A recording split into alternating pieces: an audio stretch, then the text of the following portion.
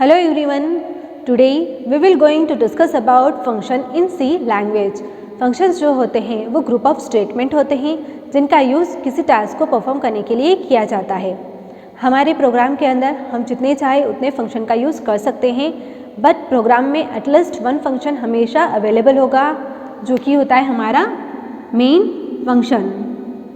आप अपने प्रोग्राम में किसी फंक्शन का यूज़ करें या ना करें, बट आपको हमेशा मेन फंक्शन का यूज़ अपने प्रोग्राम के अंदर करना होगा।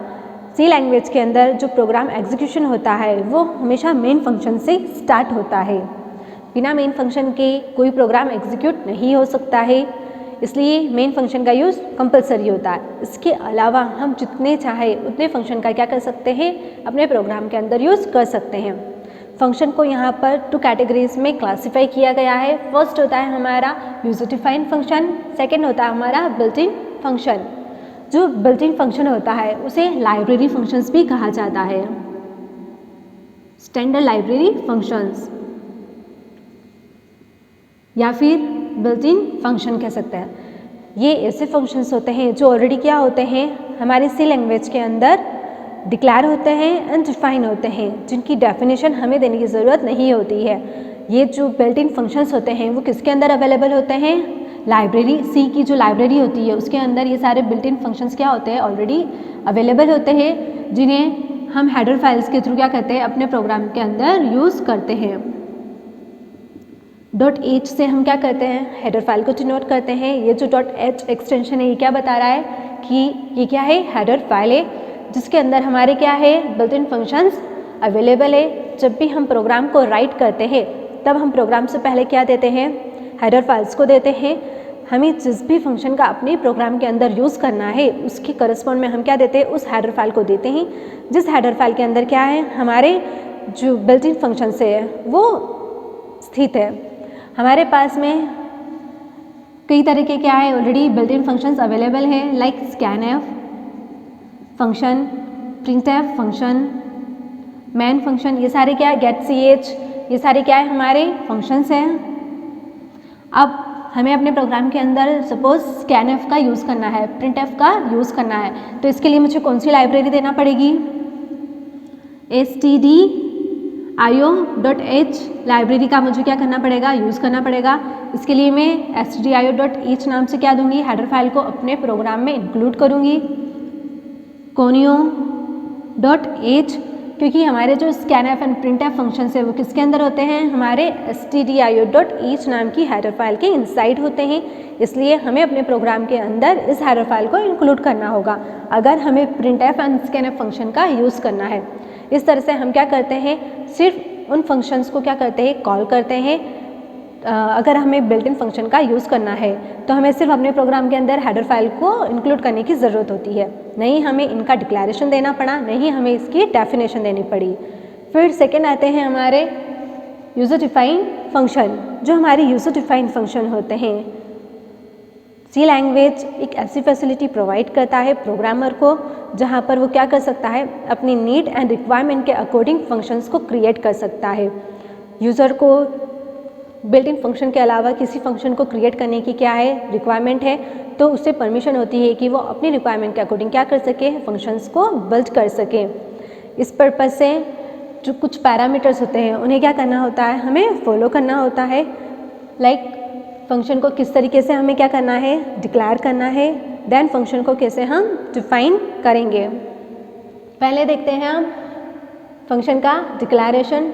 जो फंक्शन का डिक्लेरेशन होता है उसके लिए हमें इस सिंटैक्स को फॉलो करना पड़ता है। फंक्शन डिक्लेरेशन में हम 3 पैरामीटर का यूज़ करते हैं। फर्स्ट होता है हमारा रिटर्न टाइप, सेकंड होता है हमारा फंक्शन नेम, थर्ड होता है हमारा पैरामीटर लिस्ट। ये जो होता है ये स्टेटमेंट क्या डिनोट कर रहा है कि हम अपने प्रोग्राम के अंदर कितने फंक्शंस का यूज़ करने वाले हैं, हम जिन फंक्शन का यूज़ करने वाले हैं उनका रिटर्न टाइप क्या होगा और उसके अंदर कितने वेरिएबल की वैल्यू का यूज़ होने वाला है। ये सिर्फ इतना ही क्या करते हैं, कंपाइलर को डिनोट करते हैं। डिक्लेरेशन जो होता है फंक्शन का वो कहाँ पर होता है, प्रोग्राम के टॉप में। जब भी हम हेडर फाइल वगैरह का यूज़ करते हैं उसके बाद हम क्या देते हैं, फंक्शन का डिक्लेरेशन देता है। जैसे ही कंपाइलर क्या करता है, प्रोग्राम एग्जीक्यूट करना स्टार्ट करता है, उसे पता चल जाता है कि जो प्रोग्राम कंपाइल करने वाला है उसमें कितने फंक्शन का यूज़ हुआ होगा।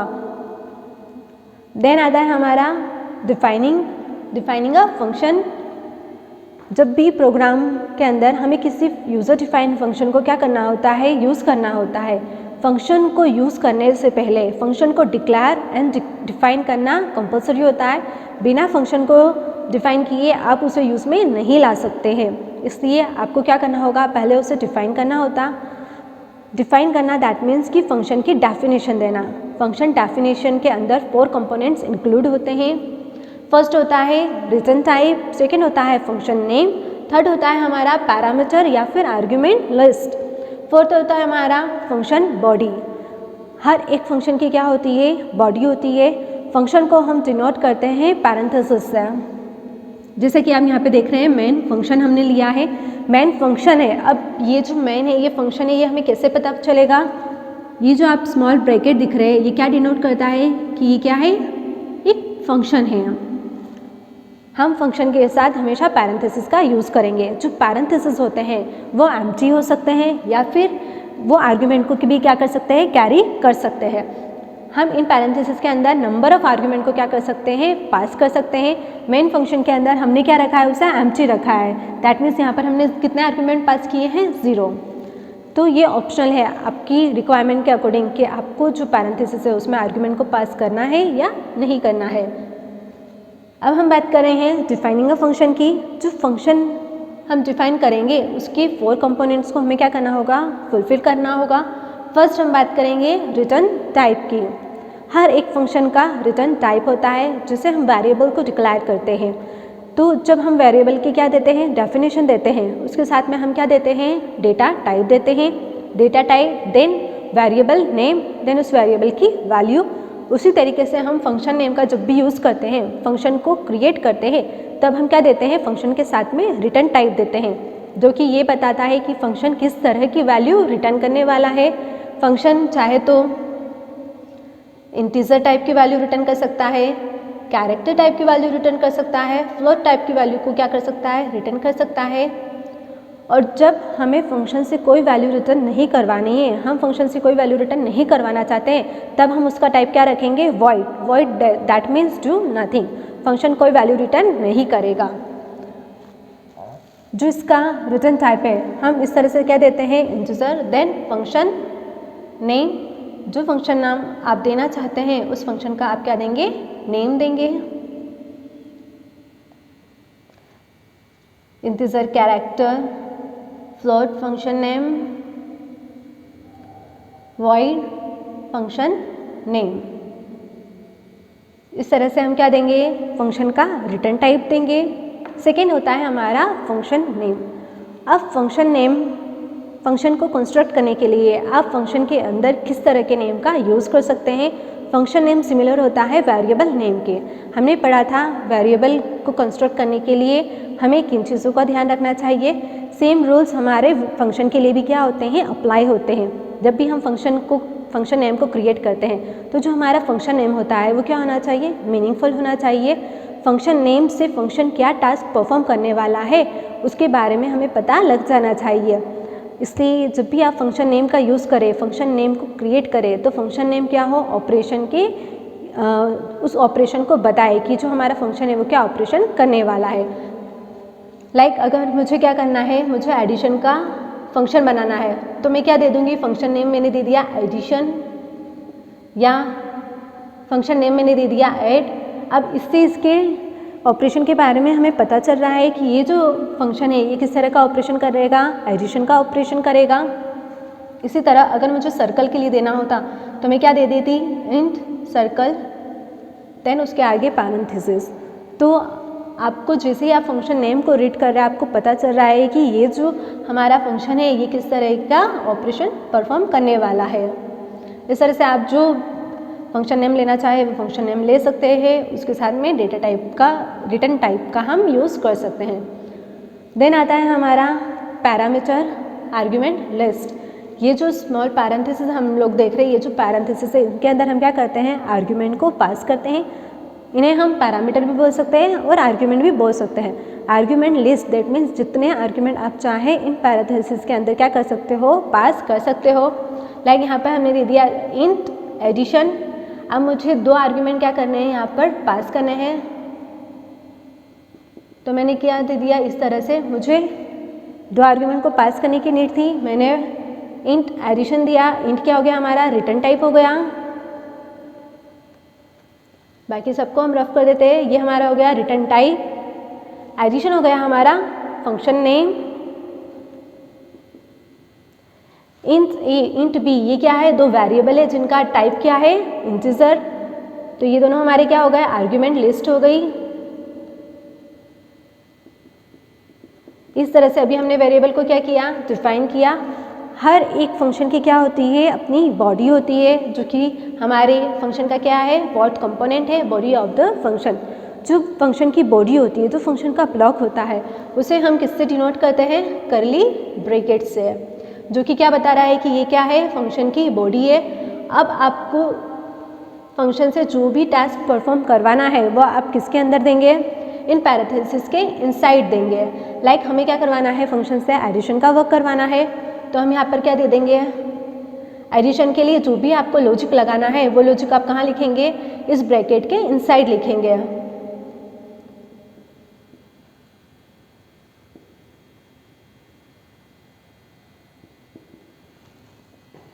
इस तरह से फंक्शन की क्या दी जाती है, बॉडी दी जाती है, जिसके अंदर क्या लिखते हैं, हम लॉजिक पुट करते हैं। जो भी फंक्शन से हमें टास्क परफॉर्म करवाना था, लाइक एडिशन का, तो यहाँ पर हमने एडिशन के लिए क्या लिख दिया, लॉजिक लिख दिया। देन हमने उस वैल्यू को क्या कर दिया, रिटर्न कर दिया। अब अगर हम एक सिंपल प्रोग्राम की बात करें कि किस तरह से हम क्या कर सकते हैं, फंक्शन को डिक्लेयर एंड डिफाइन कर सकते हैं एक प्रोग्राम के अंदर, तो उसके लिए हमें एक प्रोग्राम लिखने की ज़रूरत पड़ेगी। हम स्टार्टिंग से एक प्रोग्राम लिखते हैं, जहाँ पर हम सबसे पहले क्या करते हैं, हेडर फाइल को इंक्लूड करते हैं। इस फंक्शन का, इस प्रोग्राम का यूज़ करके हम क्या करते हैं, एक नॉर्मल स्टेटमेंट को क्या करते हैं, प्रिंट करवाते हैं। ठीक है, यहाँ पर हमने 2 हेडर फाइल को इंक्लूड कर लिया। अब सबसे पहले मुझे क्या देना होगा, यहाँ पर फंक्शन की डेफिनेशन देनी होगी। फंक्शन की डेफिनेशन से पहले मैं क्या करूँगी, डिक्लेयर करूँगी कि मैं किस तरह के फंक्शन का यूज़ करने वाली हूँ। लाइक मुझे फंक्शन यूज़ करना है वॉइड मैसेज वॉइड। वॉइड का यूज़ किया है, दैट मीन्स ये क्या डिनोट कर रहा है, ये तो हमारा हो गया declaration of function. Declaration of function जो कि क्या कर रहा है, किसी तरह की वैल्यू रिटर्न नहीं करेगा। जब फंक्शन किसी तरह की वैल्यू रिटर्न नहीं करेगा तो उसके अंदर हम क्या करेंगे, कोई पैरामीटर पास नहीं करेंगे, इसलिए हमने इसे क्या रखा है, वॉइड टाइप का रखा है, और उसके अंदर हमने क्या किया, वॉइड को पास कर दिया। अब मुझे क्या करना है, यहाँ से प्रोग्राम को स्टार्ट करना है। यहाँ हमने दे दिया इंट मेन, ब्रैकेट ओपन किया, मैन फंक्शन का हमने क्या किया, ब्रैकेट ओपन किया। देन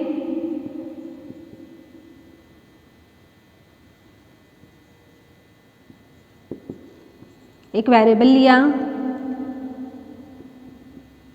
जिससे हम क्या करवा रहे हैं, मैसेज नाम के जो हमने फंक्शन मैसेज नाम से जो फंक्शन हमने क्रिएट किया है उसे हम क्या करवा रहे हैं, कॉल करवा रहे हैं। ये किसकी बॉडी हो गई, हमारे मेन फंक्शन की बॉडी हो गई। अब ये तो क्या है, मेन फंक्शन क्या है, प्री डिफाइन है ऑलरेडी। मेन फंक्शन को हमने क्रिएट किया है, नहीं किया है, इसकी हमने कोई डेफिनेशन नहीं दी है। हम डायरेक्ट क्या कर रहे हैं, मेन फंक्शन जो ऑलरेडी क्या होता है, एक बिल्ट इन फंक्शन है, उसे हम अपने प्रोग्राम में यूज़ कर रहे हैं। अब मुझे क्या करना है, मैसेज नाम से एक फंक्शन क्रिएट करना है जिसका रिटर्न टाइप क्या रखेंगे हम, वॉइड।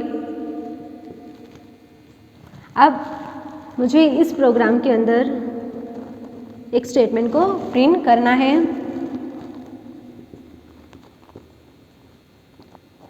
ये प्रोग्राम क्या करेगा, एक स्टेटमेंट प्रिंट करेगा।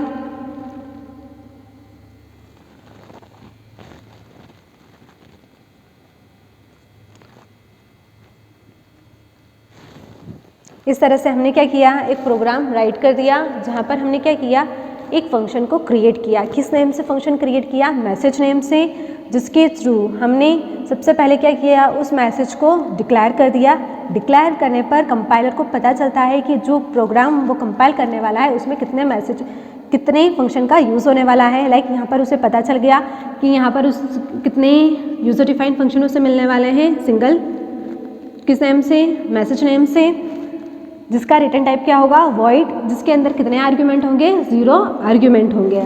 फिर जैसे ही हमारा प्रोग्राम कंपाइल होगा, हमारा प्रोग्राम आएगा इंट मैसेज पर। इस वेरिएबल से हमने क्या किया, मैसेज फंक्शन को कॉल किया। ये क्या है, function calling.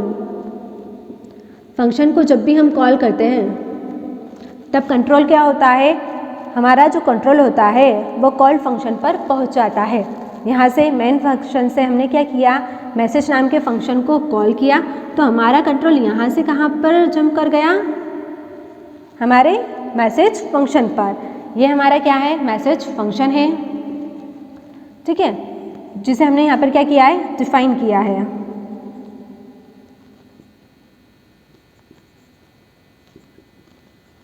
Main message function को हमने यहाँ डिफाइन किया है। मैसेज को डिफाइन करना दैट मीन्स कि उसकी डेफिनेशन को देना। यहाँ पर हमने उसकी डेफिनेशन दे दी है, उसका रिटर्न टाइप शो कर दिया है, उसके अंदर 0 आर्ग्यूमेंट हमने पास किया है। और ये क्या है, फंक्शन की एक्चुअल बॉडी, जहाँ पर क्या हो रहे हैं, नंबर ऑफ स्टेटमेंट को हमने ग्रुप किया है। यहाँ पर हमने क्या किया है, एक सिंगल स्टेटमेंट को प्रिंट करवाया है, राइट अ मैसेज। अब जैसे ही कंपाइलर इसे कंपाइल करेगा, ये हमारी कंसोल पर क्या प्रिंट कर देगा, राइट अ मैसेज। देन हमारा कंट्रोल वापस कहाँ रिटर्न हो जाएगा, जहाँ से हमने उसे कॉल किया था। जस्ट कॉलिंग लाइन के नीचे वाले स्टेटमेंट को क्या करेगा, हमारा जो कंपाइलर है एग्जीक्यूट करेगा। उसे क्या मिला, गेट ch, वो उसे यहाँ पर क्या कर देगा, हमारे प्रोग्राम को यहाँ पर टर्मिनेट कर देगा।